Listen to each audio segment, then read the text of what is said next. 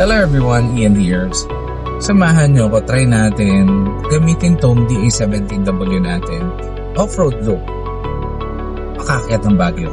Kaya. To be honest, I find the question very lame. Kasi obvious naman na kaya. Marami na rin nag-try. Marami na rin nag-succeed. Pero ang hindi ko maintindihan, bakit marami pa rin nagtatanong kung kaya nga ba ito? Yung Baguio kasi, alam naman natin, going there, medyo technical. Especially when you are traversing Cannon Road. If you use Cannon Road kasi, mas makakatipid ka ng almost an hour than using Marcos Highway. Parang ito yung nagiging sukatan ng mga tao kung kaya ba talaga o kaya matibay ba talaga ang sasakyan. Para bang kung kaya mag-Baguio, pasado. Pag-usapan din natin kung ano yung mga challenges na naranasan natin or issues siguro na pwede nating ma-address. Kailangan nating prepare when we are going up to Baguio using our DA17W or any minivan natin.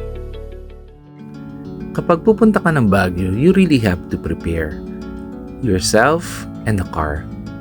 Huwag mo kaming gagayahin. Ito biglaan lang. Pero I know this car is ready. It's also not my first time going to Baguio using minivan or K-cars or even other cars. So I have better comparison kung how is it feeling going there using other cars. I'll give you insights later on. Check nyo rin muna yung environment at yung weather. Kung maulan, maaraw, para alam mo yung mga dadalhin nyo. Kung pupunta ka ng Baguio na maulan, mag-prepare ka ng maraming snacks kasi for sure, stay ka lang sa hotel na matagal. So, better talaga pag pupunta ka ng Baguio, yung maganda yung panahon, medyo maaraw, para makakagala ka. Patagaytay lang sana kami niyan. Kaya lang, naisip namin, masarap mag-Baguio ngayon. Langaning araw, walang traffic. Sige, Baguio.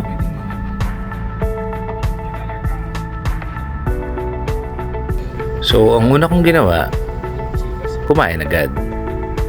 Kasi syempre, from here, nasa 300 kilometers going to Baguio. Especially dun sa accommodation namin. Medyo malayo din. That's around 4 to 5 hours travel. So, medyo gabi na kami makakarating doon. This with my wife and my son. Mukhang malayo yung 4 to 5 hours, di ba? Pero actually, shortened na yan. Before going to Baguio, it takes 7-8 hours. Pero dahil may mga expressways na connecting roads, ang bilis na ngayon pumunta ng Baguio. Traversing Cannon Road poses a challenge, but equally challenging yung highway.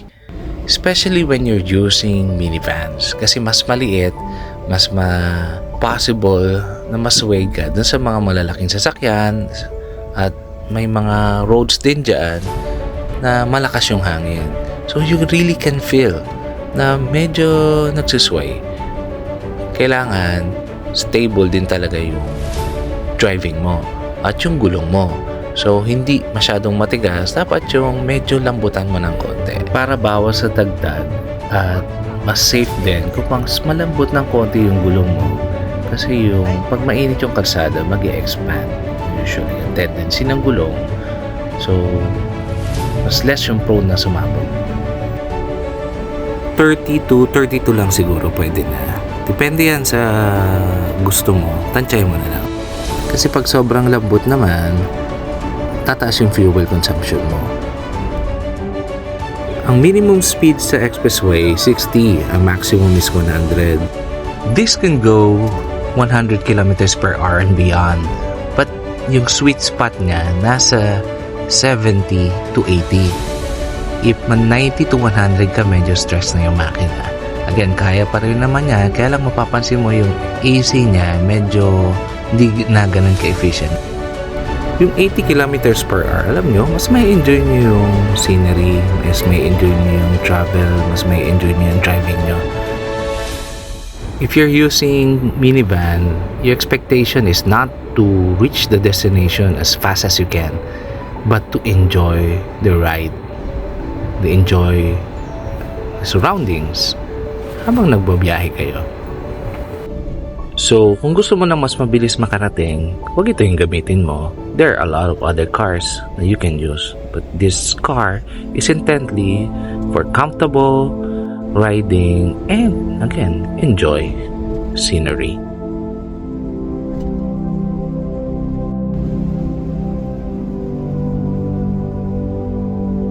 When you're using this, you will realize, ganda pala yung mga bukirin, maganda pala yung araw, especially the sunset. At mas safe yung travel nyo.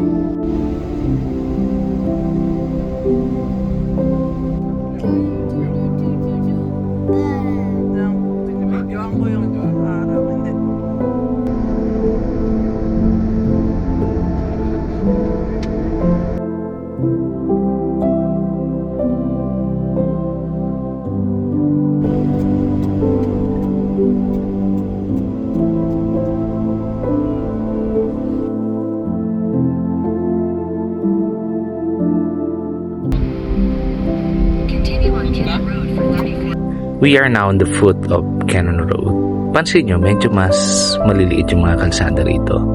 Single lane lang. This is an advantage for smaller cars or minivans like us. From here, it's all about traction and steering precision. Hindi to pabilisan. Going there would take you around an hour. Going too fast, you might find yourself at the bottom of the cliff. I mentioned that you have to take note of the weather kasi pag maulan dito, may possibility na mas maraming tubig going from those mountains and pwede rin yung mga bato bumagsak. And pag malakas talaga, landslide. Kaya minsan sinasara to Cannon Road na to kapag bagyo. May rough road din dito. Tagal na nitong ginagawa. Pero saglit lang naman yan.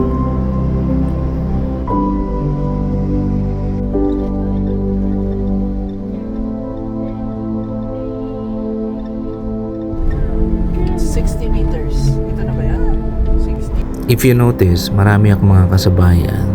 Mas malalaking sasakyan, more capable engine. Pero still, speed nila ganun pa rin. And we are now on the landmark, yung Lion's Head. You can drop by, pero kami hindi na bumaba. Kasi marami na rin kaming pictures yan. At the same time, marami rin talagang tao. Kapag Cannon Road ka, dadaanan mo rin itong tunnel na ito. This is also a landmark.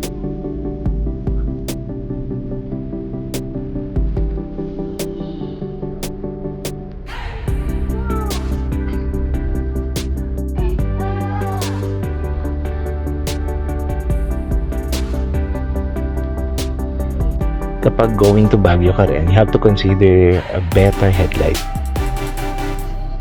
Maganda naman yung road marking sila, may mga cat eyes din. Pero syempre, hindi ka magre-rely doon. Dapat kita mo pa rin as far as the light can reach.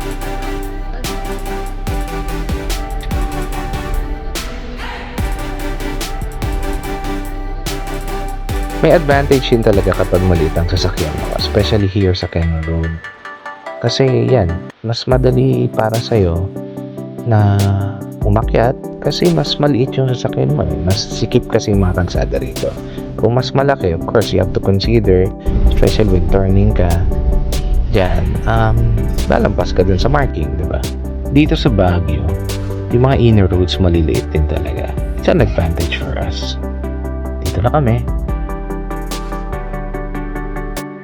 Umalis kami ng Cavite around 2 p.m. Dumating kami dito almost 7 p.m. Yeah, so 5 hours travel. Not bad. Yung next video namin, going around Baguio. For now, good night.